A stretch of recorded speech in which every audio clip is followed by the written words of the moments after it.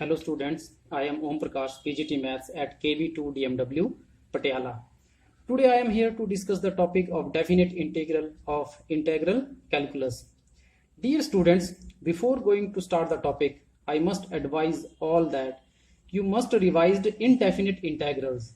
Then you will be able to understand and solve the question of definite integrals. So let us start our topic, that is definite integrals.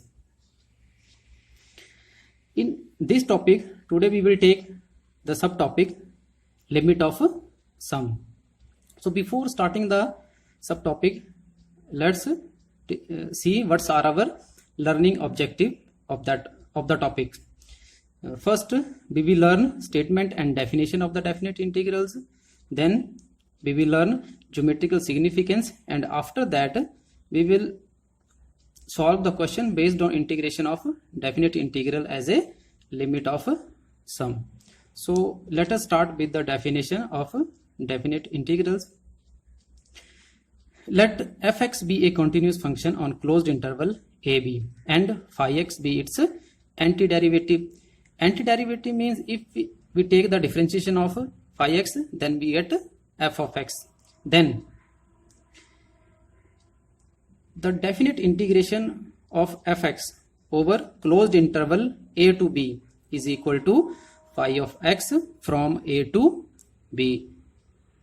It means phi x, where phi x we have already discussed, it is antiderivative of the fx, and a is the lower limit and b is the upper limit. If we apply the limit here, then we get phi of b minus phi of a.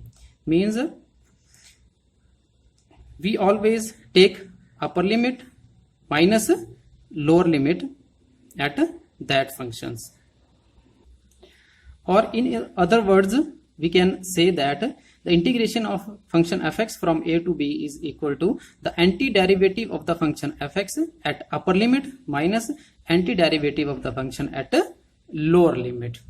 Many students have one question that, sir, when we solved indefinite integrals, we always used a constant, say c, but we have not used any constant in this integral. So dear students, whether we use or not use constant c, it will not affect our result. How? See, let us take constant c in the antiderivative, then we can write the integration of fx from a to b is equal to phi x plus c from a to b. When we apply the upper limit, so we get phi of b plus c. In place of x, we place the value of c. Since c, it is a constant and independent of b, so it can be written as such, minus lower limit, that is phi of a plus c. If we solve this part, then we get phi of b plus c minus phi of a minus c. Constant terms will be carried out, and this is our final result. So the result is same as we have used earlier. It means constant c does not come when we use definite integrals. Now come to its second part, that is geometrical significance of definite integrals. Means integration of fx from a to b dx. Actually it has 4 component, that is function y equal to fx, say y equal to fx,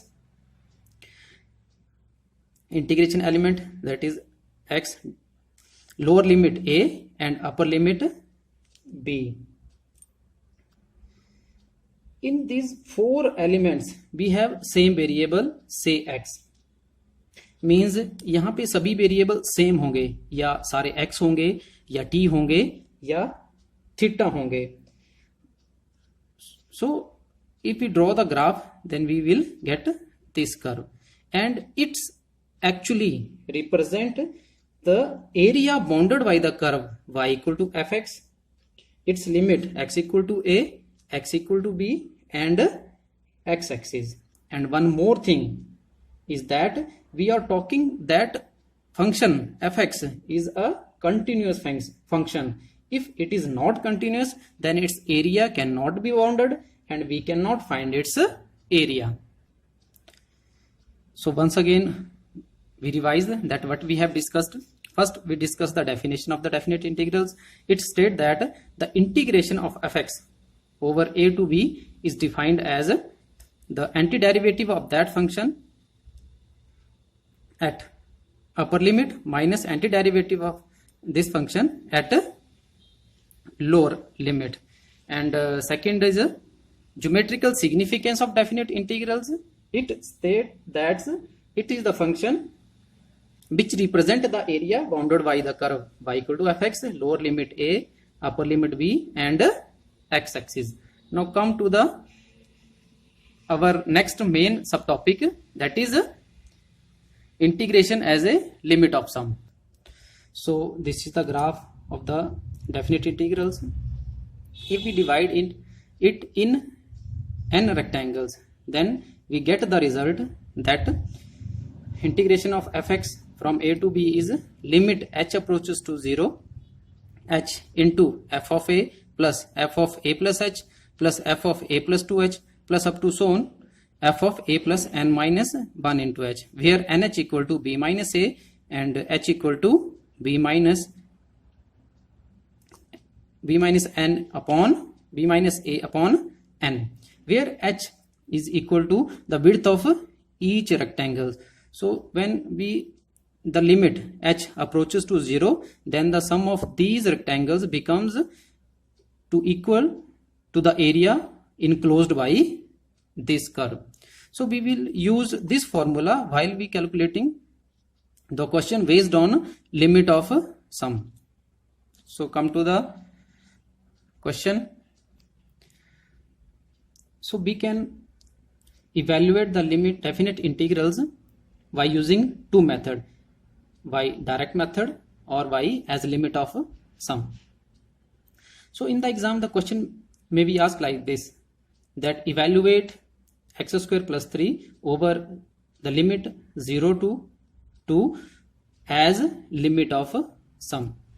So first we will apply the formula. What is the formula of limit of sum? That is, it is equal to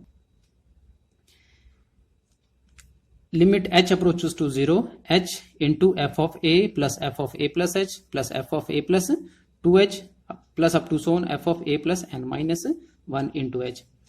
If we compare the function with this function, so we get fx equal to x square plus 3, a equal to 0, b equal to 2. We always find nh from here. So what is the value of nh? Nh equal to b minus a, that is 2 minus 0 equal to 2. Now apply this formula on this function. So we get integration of x square plus 3 from 0 to 2 equal to limit h approaches to 0, h here a is equal to 0. So we can write here f of 0 plus f of 0 plus h plus f of 0 plus 2h plus up to so on f of a plus 0 plus n minus 1 into h.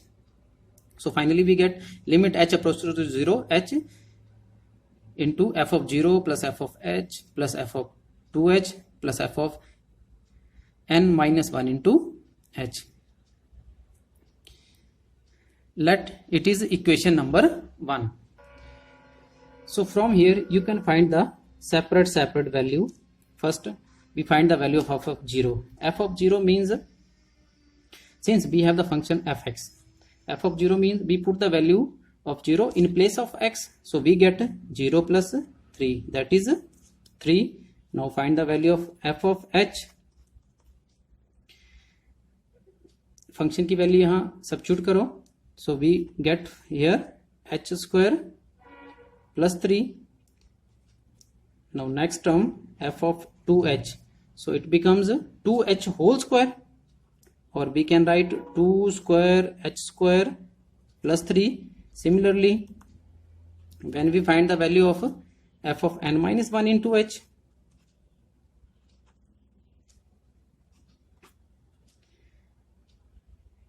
So we get n minus 1 square h square plus 3. Now put all these value in equation number 1. So we get limit h approaches to 0, h into 3 plus h square plus 3 plus 2 square h square plus 3 plus up to so on n minus 1 square h square plus 3. अब आप यहां देखेंगे कि हमारे पास यहां जो value है 3 वो कितने टाइम आ रही है. If we leave out here 1h 1 3 2h 2 3 and up to so on n minus 1 h n minus 1 3. So total हमारे पास यहाँ 3 कितने टाइम्स आएगा, n टाइम्स आएगा. तो हम यहाँ कांस्टेंट वैल्यू सेपरेट करके लिख देंगे और the terms containing h or h square we will write separate. So we get, so how many number of terms are there? From 0 to n minus 1. So it will have 3 terms. So it becomes limit h approaches to 0, h 3 plus 3 plus 3 up to so n, up to n times,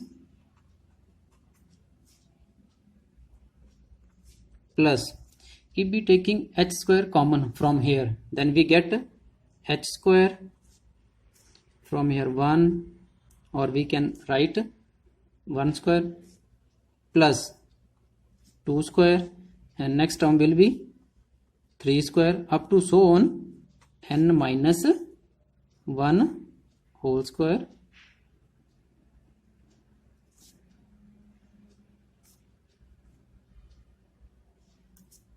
like that. So when we solve this further, we get limit h approaches to 0, h, when we add 3n times we get 3n plus h square. What is the sum of square of first n minus 1 a natural number? That is n into n minus 1 into 2n minus 1 upon 6.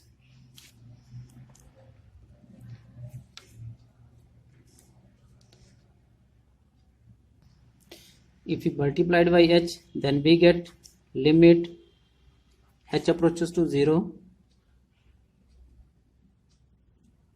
3 nh plus h cube into n minus 1 into 2n minus 1 upon 6. यहाँ सबसे important point है जो आपको ध्यान में रखना है, जब भी हमारे पास यहाँ फैक्टर होंगे, सब जैसे हमारे पास यहाँ पे 3 फैक्टर हैं, n minus 1 into 2n minus 1, और हमारे पास यहाँ पे h भी 3 है, दैट इज h क्यूब. हमारे पास यहाँ पे एक फैक्टर था तो यहाँ पे h भी 1 है. तो जब हम इसको मल्टीप्लाई करेंगे तो हमें एक बात का ध्यान रखना है कि each h should be multiplied to each factor. So we get limit h approaches to 0, 3nh plus, if we multiply 1h here, then we get nh. If we multiply second h here, then we get nh minus h. Similarly 2nh minus h upon 6.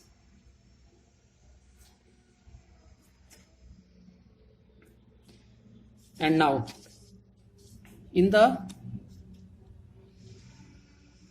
starting of the questions we have find the value of nh, that is 2. So here now we substitute the value of nh in this equation, and we get limit h approaches to 0, 3 into 2 plus 2 into 2 minus h plus 2 to the 4 minus h upon 6. Now we will apply the limit since it is independent of limit, so it becomes 6 plus, and when we apply the limit here it becomes 0 and it also becomes 0, and it will be 2 into 2 into 4 upon 6. 2 3s are 6. So our final result will be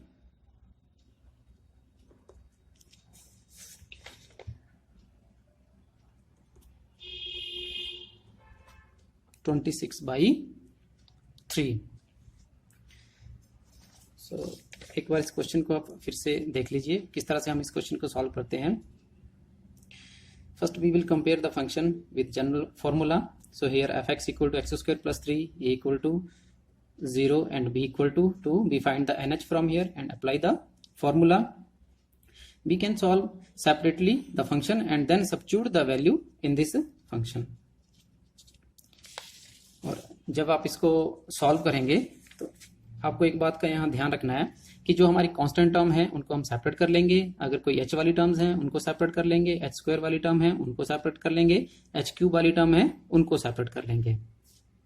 और जब हम इसको solve करेंगे तो हमारे पास ये जो h है जितने फैक्टर हमारे पास अंदर होंगे उतने भी हमें h मिलेंगे. So we multiply each h by each factor. See here we have 3 factors, and if we multiply this inside then we get 3h. So each h should be multiplied to each factor, then we will get the result. And using the value of nh we have find earlier, apply in this formula and get the result. बेटा यहाँ कुछ important फॉर्मूले हैं जो हमारे इन question में use होंगे, एक बार उनको चेक कर लो. The sum of first n minus 1 natural numbers are n into n minus 1 by 2. The sum of square of first n minus 1 natural number, that is n into n minus 1 into 2n minus 1 upon 6. Similarly, the sum of cube of first n minus 1 natural number is n into n minus 1 upon 2 whole square. Means it will be like same, but we use square here. And one GP formula we will used here, that is a plus ar plus ar square plus up to so on plus ar raised to power n minus 1, that is equal to a into r raised to power n minus 1 upon r minus 1. But r should not